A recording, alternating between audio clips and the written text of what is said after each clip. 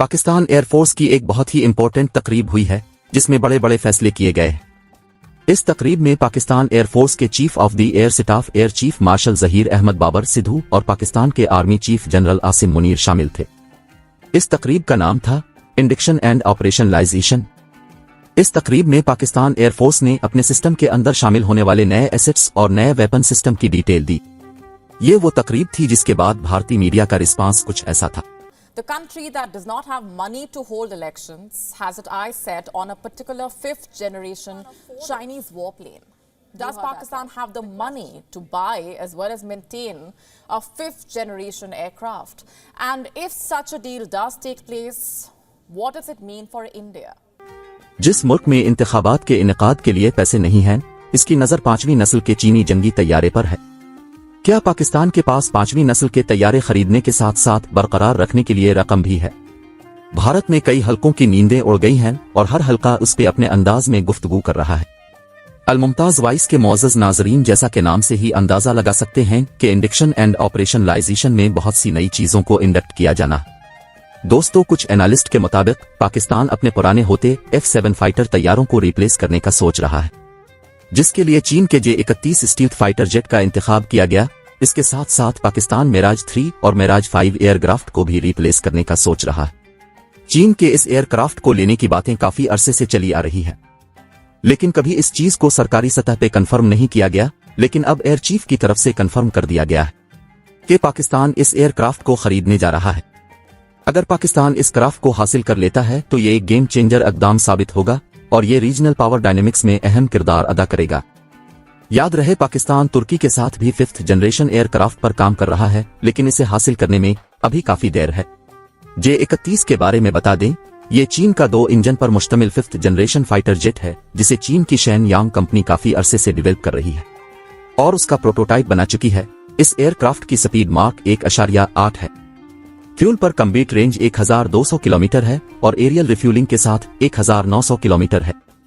आर्मीमेंट की बात की जाए तो इसमें 6 एक्सटर्नल हॉट पॉइंट्स हैं और इंटरनल भी मौजूद हैं। ये craft 12 medium range air to air missile और 8 air to ground supersonic missile और बम्स कैरी कर सकता है। मिसाइल में ये PL-10 short range, PL-12 medium range और PL-21 रेडार गॉडेड मिसाइल भी कैरी कर सकता है। इसमें जदीद तरीन स्टील्थ कोटिंग की गई है और उसका रेडार सिग्नेचर भी इंतहाई कम है।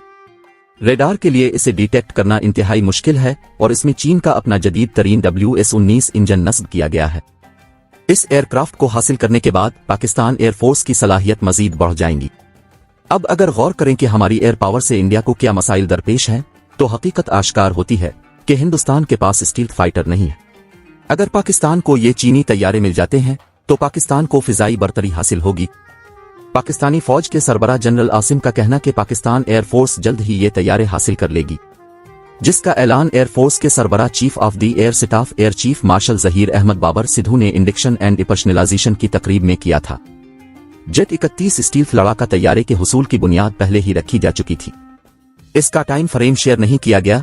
अगर दोनों अफवाज के सरबराहान ने के दिया है तो फिर शकूक और शुबहात की कोई गुंजाइश नहीं। कुछ तज्जियों के मुताबिक 2027 और 28 में इसकी इंडक्शन शुरू हो जाएगी। पाकिस्तान एयरफोर्स ने इससे पहले भी चाइना के साथ काफी क्लोजली काम किया हुआ है, जिसकी मिसाल एरोनॉटिकल कॉम्प्लेक्स कामरा है। वहां पर चाइना के साथ मिलकर पाकिस्तान ने JF थंडर भी बनाया। पाकिस्तान की इस कामयाबी के बाद एयर पावर ऑफ बैलेंस के लिए भारत ने फ्रांस से राफेल तैयारे खरीदे थे। एयर चीफ और आर्मी चीफ उन्होंने इस बात पर जोर दिया कि पाकिस्तान को लेटेस्ट मिलिट्री इक्विपमेंट की जरूरत है, खित्ते में बैलेंस ऑफ पावर कायम किया जा सके। अगर बैलेंस पावर नहीं रहेगा तो भारत किसी भी वक्त पाकिस्तान पर चढ़ाई कर सकता है, तो बहुत जरूरी है कि पाकिस्तान अपने आप को मजबूत रखे। अब दोस्तों, सोचने की बात यह है, इंडिया के पास क्या ऑप्शन है? तो इंडिया F-35 खरीदे जो J-31 के जितना पावरफुल है, या वो खुद बनाए, क्योंकि जो मुल्क दुनिया में ये कहते नहीं थकता कि वो स्पेस टेक्नोलॉजी की दुनिया की सफर ताकत है, क्योंकि कामयाबी से इसका चांद गाड़ी का मिशन मुकम्मल हुआ है। अब अगर इंडिया अपनी तिजोरियों का मुंह खोलकर F-35 खरीदता है तो इसकी R&D का पूल पूरी दुनिया में अया होता है कि चांद पे पहुंचने वाला मुल्क पाकिस्तान की फिजाई बरतरी के सामने बेबस।